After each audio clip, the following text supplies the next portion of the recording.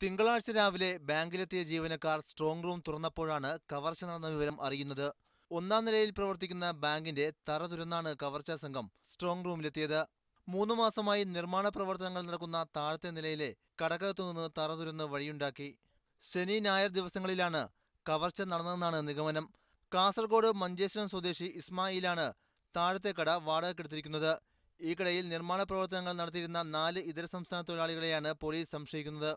അതിൻ്റെ അടിത്തട്ടിൽ ആൾക്കാർ താമസിച്ച് ഒരു കൺസ്ട്രക്ഷൻ ചെയ്യുന്ന വ്യാജേന അവിടെ മേൽ ഭിത്തി കുത്തി തുറന്ന് ഡ്രില്ലോ മറ്റോ ഉപയോഗിച്ച് കുത്തി തുറന്നാണ് മേലെ കയറിയത്. സ്ട്രോങ് റൂമിലേക്ക് തന്നെ നേരെ കയറിയതാണ്. സ്ട്രോങ് റൂമിൽ ഉണ്ടായിരുന്ന 4 സേഫിൽ 3 സംഘം തകർത്തു. 4-മത്തേത് തകർക്കാൻ ശ്രമം നടന്നിട്ടുണ്ട്. ബാങ്കിൽ 7 കോടിയോളം രൂപയുടെ സ്വർണവും പണവുമാണ് ഉണ്ടായിരുന്നത്.